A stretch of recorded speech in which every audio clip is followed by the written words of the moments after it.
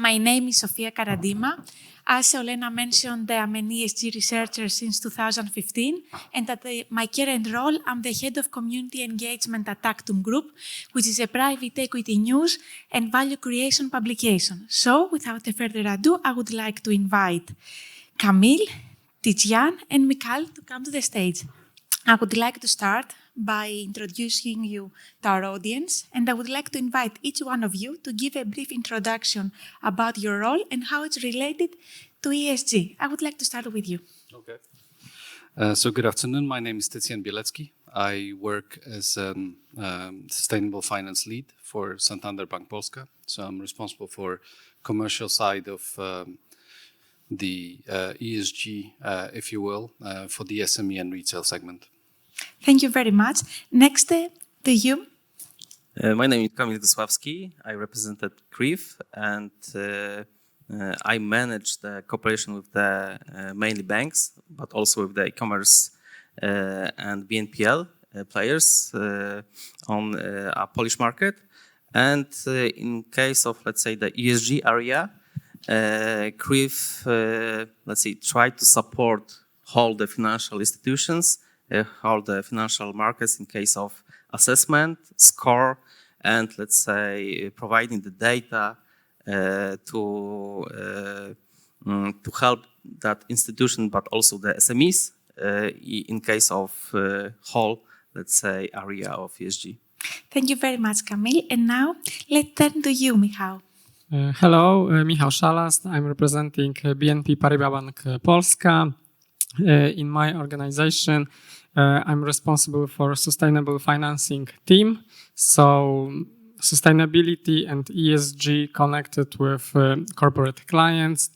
My team is responsible for linking ESG components with credit facilities. Thank you very much. Pleasure to be here. Pleasure to have you here as well. So our panel today is about how to embrace ESG in receivable finance. And I would like us now to delve into the questions. So the first question is for you. Do you have targets or KPIs on financing customers with good ESG rating or customers with green projects? And how do you distinguish the green projects you finance from the greenwashing projects? Okay, so I think it's important to mention that the banks are one of the major levers of transposing the European Green Deal onto the real economy. So effectively, the financial sector, if you look at the Sustainable Growth Strategy of EU that was published in 2018, it already included 10 levers, including the banks within the financial sector, how this is going to be transposed onto the real economy. So in that sense, obviously, as a highly regulated industry, we have a number of requirements on regulatory front that are imposed on us, including the green asset ratio, which is the ratio that we need to publish starting this year on the proportion of the sustainable assets vis-a-vis total balance sheet. But obviously, the discussion around the ESG topics is a discussion about the competitive advantages and competitive advancements of our clients. So in that sense, we consider this as part of our obligation to join the clients on that journey, provide financing to help them leverage this trend. And the trend to me is more about economic efficiency rather than just going by the values. I believe that there is a handful of clients that is going to go on that quite expensive journey only based on values, but rather based on the single business case. This is true, especially on the corporate world. It might be slightly different on individuals, but from that perspective, this is something that is a main driver of the client's motivations to engage with us in these discussions. And obviously, as banks in the privileged positions, we have been the first one to be facing the requirements defined on regulatory level on defining what is sustainable, what is not sustainable, how to deal with greenwashing, etc. So in that sense, from the banking perspective, already in 2020, and the regulator, which is the European Banking Authority, has introduced the EBA guidelines on loan origination and monitoring, which includes 2 sections that are specifically dedicated to managing ESG risk. We have been subject to climate stress tests, etc., etc. So from that perspective, arguably ahead of many of our clients in terms of understanding these risks and having capabilities. Now, if you ask about the greenwashing risk, then obviously there is a number of guidelines that can be adjusted based on the specific institution. One of the most obvious one is obviously the EU taxonomy. We need to remember, though, that there is probably over 20 taxonomies globally. So depending on the specificity of the organization, the single taxonomy of EU might not be the only kind of guiding principle that the organization is following. In that context, in case of the organization that I work, we actually have dual guidance. One is EU taxonomy, to which we're aligned, but second one includes the views of all our global footprint, which includes US and includes South America notably. And in that sense, it's a combination of EU taxonomy and those ones. So I think it's not about definition. It's more about specificity of compliance and the strength of processes to guide these, because obviously greenwashing is a real risk that some of our peers have already experienced quite heavy fines for not complying with proper risk management on that front. Great point, Jan, and thank you very much for sharing your opinion with you. What about you, Michał? Do you agree with that? And what is the case from your organization? I would like to supplement what Jan said, because both we represent international organizations that would like to stick with up-to-date regulations and market demand. Yes, so what is very important is taxonomy aligned projects, which, to be frank, we don't see a lot at this moment in the market. Yes, so when we talk about sustainability, ESG project and so on, we should think about the process, faster or slower process.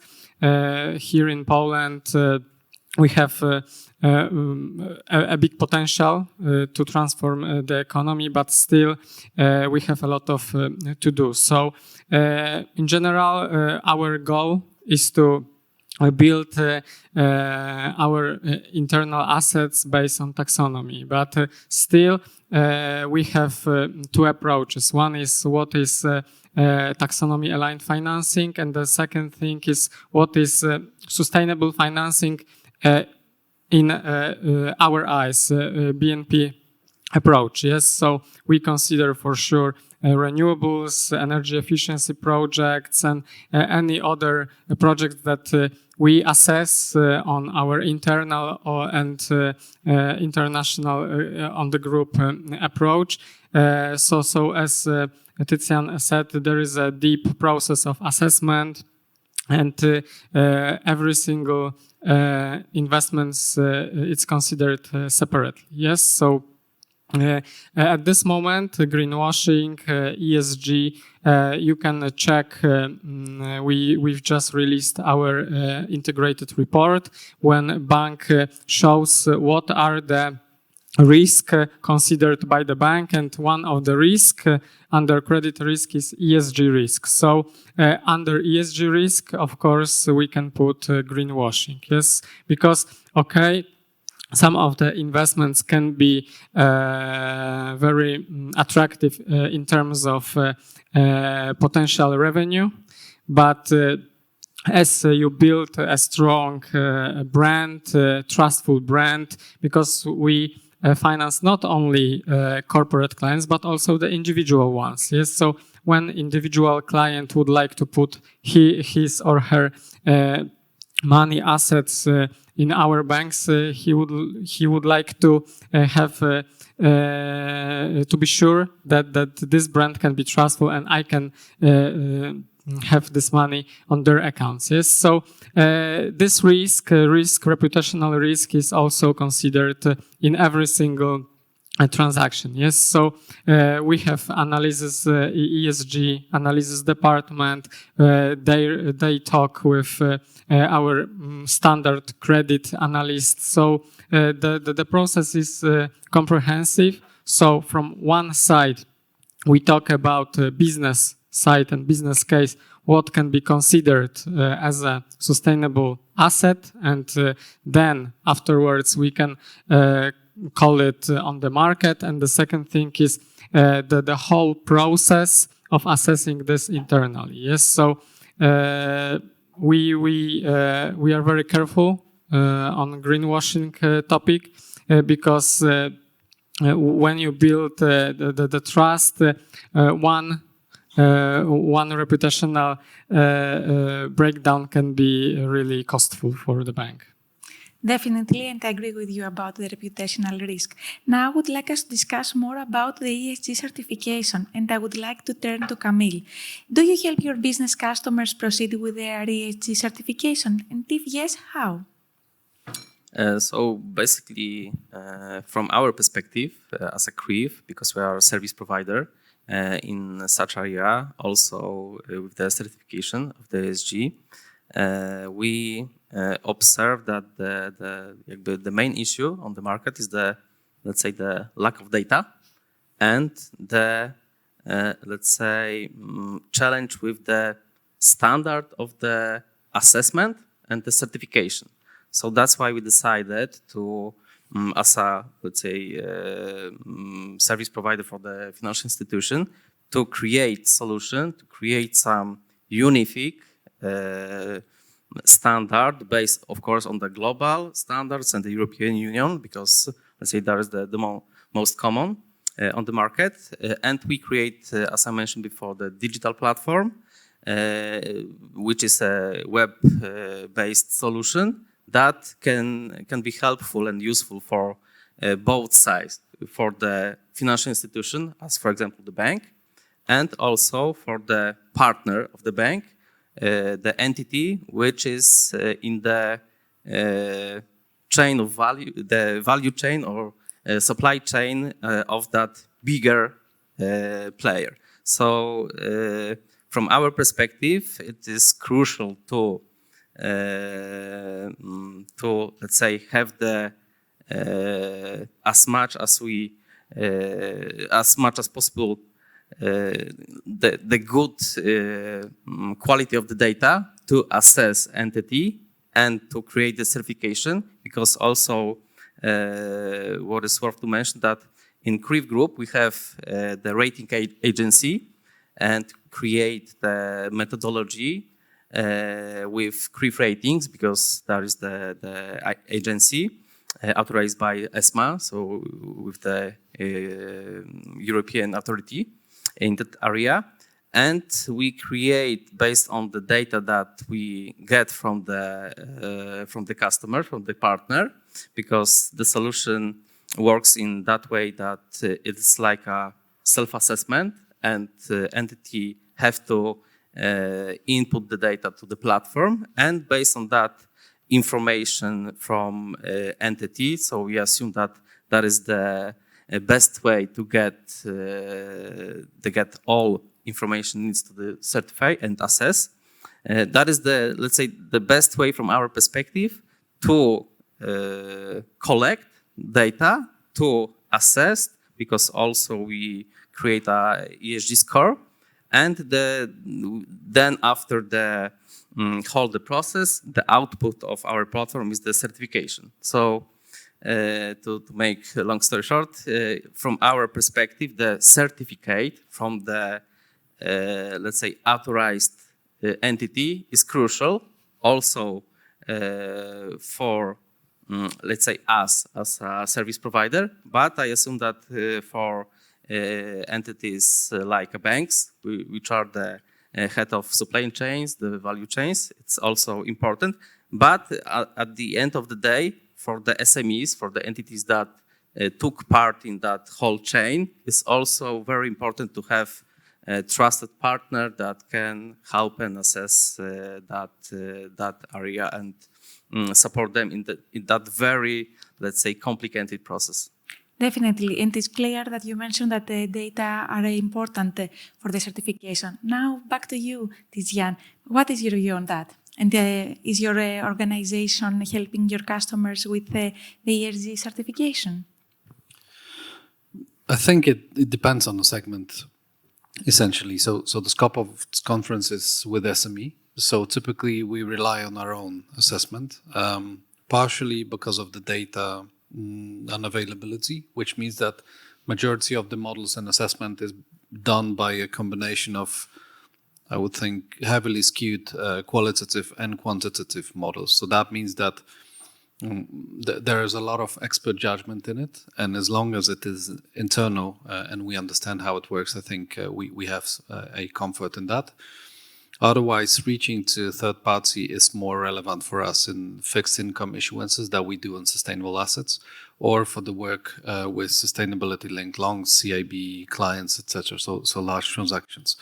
Therein, there's typically this second party opinion element, which includes one of the third party agencies. But I think that this market is still in development, and I think the ESMA call for comment on regulating the ESG scoring agencies is something that is pending. So we expect this to be still work in progress in a sense. It's not to say that there is anything wrong with the entities that are providing the services. It's more to emphasize that we've seen a number of scientific papers that look at the convergence ratio, and the outcomes are showing that there is very strong differentiation between the outcomes for the same company from different entities. So I think it is important for the institution that chooses to use this type of services to be consistent in picking single partner using the criteria that are aligned with the appetite and definition that the institution is using for internal purposes. So I think it's not very different to using credit rating agencies, so the traditional CRAs as defined by ESMA, because therein still the organization is at least encouraged, if not obliged, to perform own analysis on top of the third-party assessment, and that this is what provides a complete picture. Definitely. And now, from your side, what do you think and how? Yes, so in BNP as well, we develop our own ESG assessment. So ESG analysis is now an integral part of maintaining clients' portfolio and integral part of standard credit process. So in every single case, there are questions about the financial part, yes, the risk part of the financing, and the part of that is also a set of questions about ESG performance. Yes, so we analyze client in all three aspects, E, S, and governance. But what is important, we are doing our best to do it by our own. Yes, there are a lot of analyses like ESG ratings and so on, and of course we don't underestimate them because we think that this is important part of the market, of the ESG development, because when you think about, for example, the biggest companies, yes, stock exchange companies, it's easier for them because there are a lot of services of consulting companies and so on, who can support the biggest names in sustainability. Yes, when we talk about companies located deeper in a supply chain, mostly there are no resources in these companies, human resources, financial resources,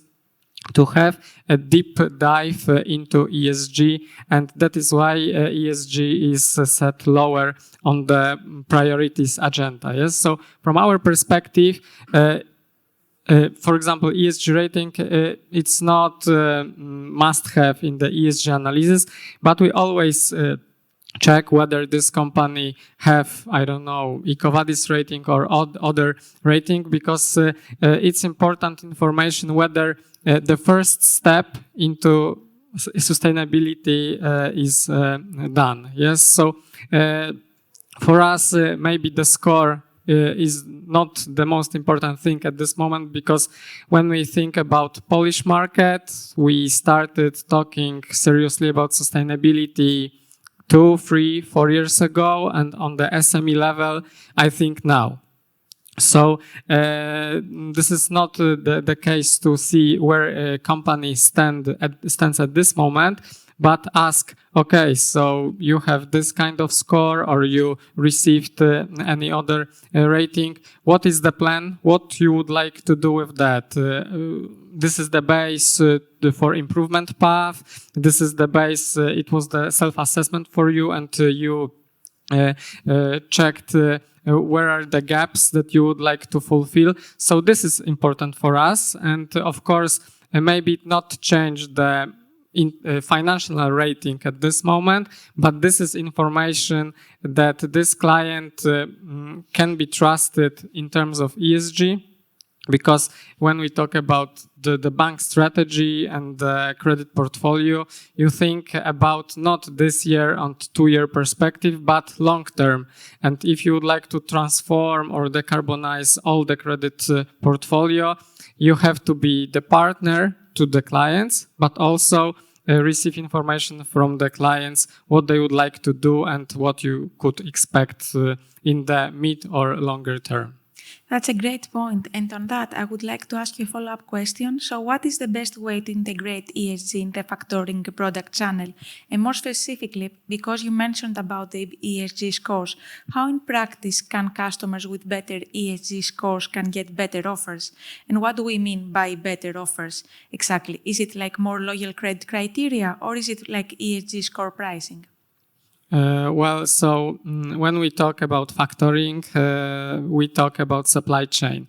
So when we think about sustainability, decarbonization, last years we talk mainly with the biggest companies, so Scope 1, Scope 2, for them, they focused on themselves. So what to do at first to improve themselves. But now the market is more and more demanding. And when we talk about multinational corporates, we say, okay, the first and the second scope you manage, there are targets, there are specific plan you would like to chase. But now what is very important is how to manage the scope 3. Yes, the first scope when there are the most CO2 emission is hidden. Yes, so of course there are some sectors where first and the second scope is more important, but basically on the market the scope 3 is this on which we would like to focus. So when we think about that, we think about me as a big company and my supply chain. And if I'm the client of the factoring company or a bank that provides factoring solutions, I should think about what kind of supply chain I have, what is the most important and the most difficult for my counterparties in this chain, and where the focus should be put. Yes, so if there is a transportation company or agro or food chain, so we think about waste management, we think about decarbonization of the trucks or other kind of fleet. Yes, so when we talk with our clients, we are trying to develop solutions to have the most impactful solution. Yes, so you ask how to do it and what is the price, the better price. Yes, so we strongly think about solutions when you put some kind of additional covenants for your supply chain, and if they improve it can be the decarbonization, a decrease of the CO2 emissions.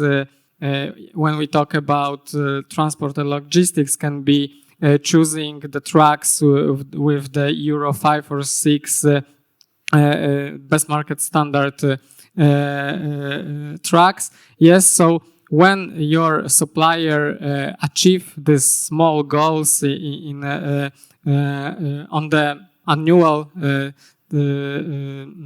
time, yes. So we as a bank can offer the better conditions, for example. Yes. So this is benefit not only for our client but also for us, because our scope free, because this is a bank's scope free as well.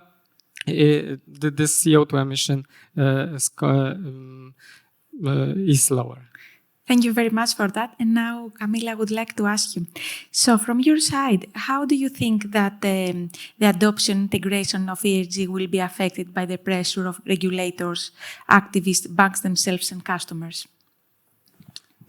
So I think that the main force driven will be, of course, the regulation, because as always, as we can, for example, observe in case of data protection, like in GDPR area, it was I assume that the same as a current situation in ESG.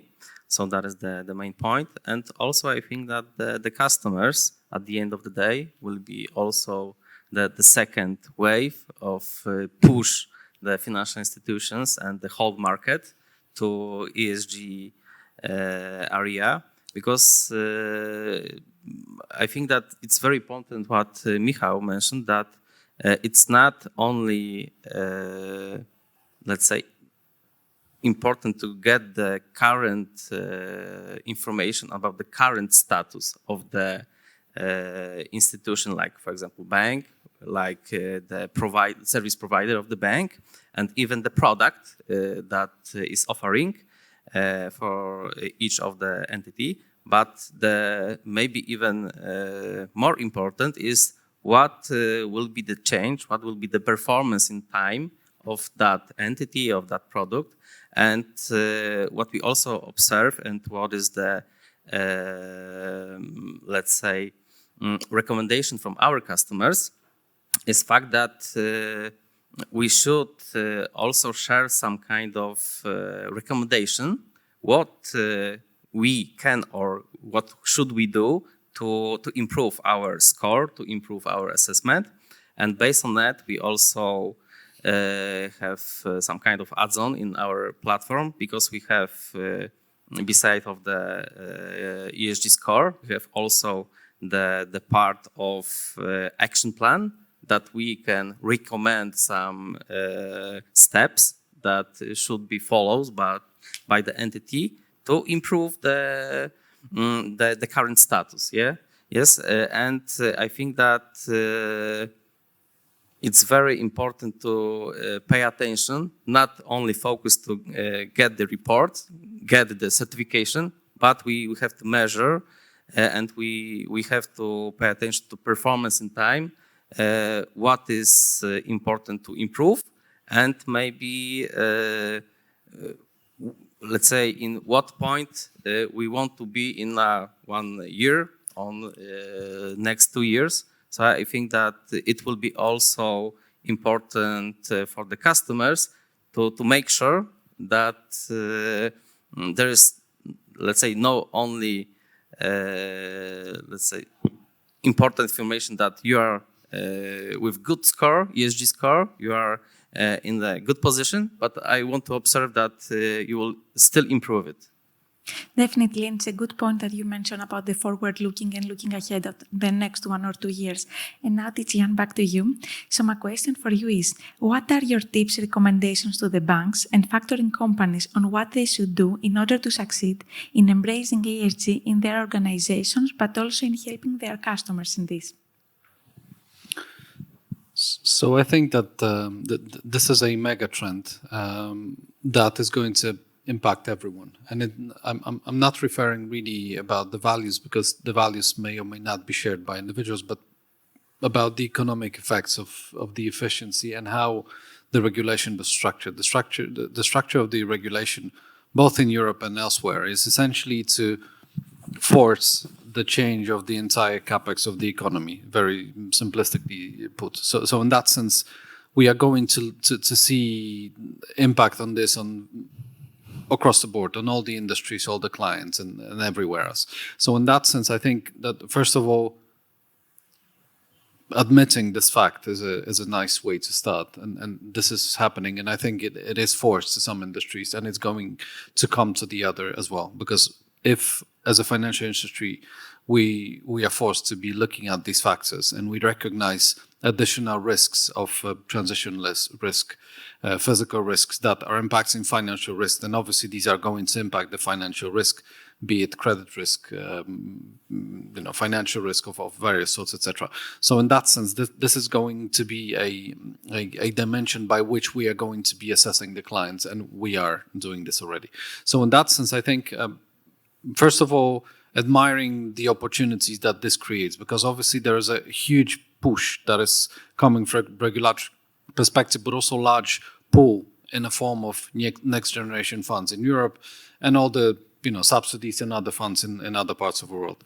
So in that sense, there are many opportunities that exist for the companies that are our clients, but also to ourselves to join the transition journey, because majority of the market in any industry is actually sitting somewhere in between the so-called brown industries and the green industry. So the game is not about creating the infinite number of the green companies, because the marginal effects of this are going to be insignificant to the economy, but rather to pull everyone that is somewhere in between to that gray area. So the journey on the improvement that was mentioned by my colleagues before is exactly what is happening. Now, the difficulty that we're facing, both in Poland but also in other countries, is that effectively this is a new dimension which is going to impact the supply chain dynamics, which means that it's not only about competing on a price, but also competing on the carbon footprint that is going to impact the shape of relationships and also composition of the suppliers. So we might end up in a situation whereby some of the companies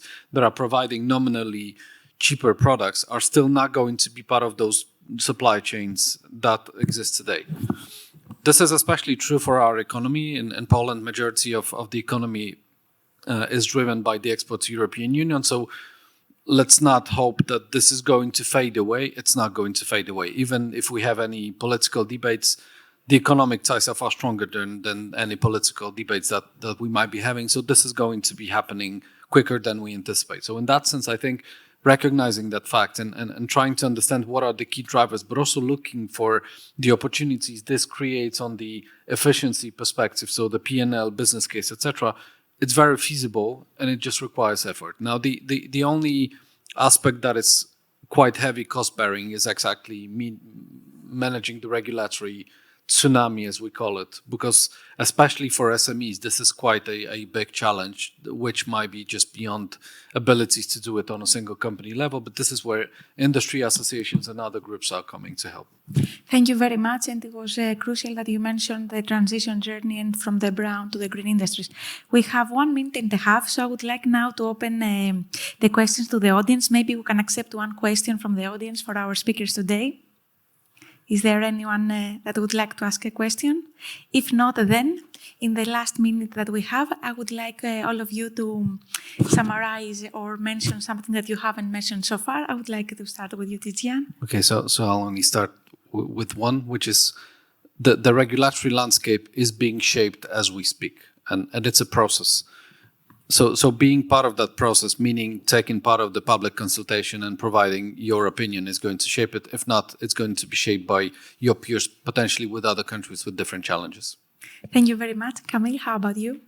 So maybe because of the fact that I'm more connected with the risk area, I would say that ESG can be the risk, but also the opportunity for whole the market.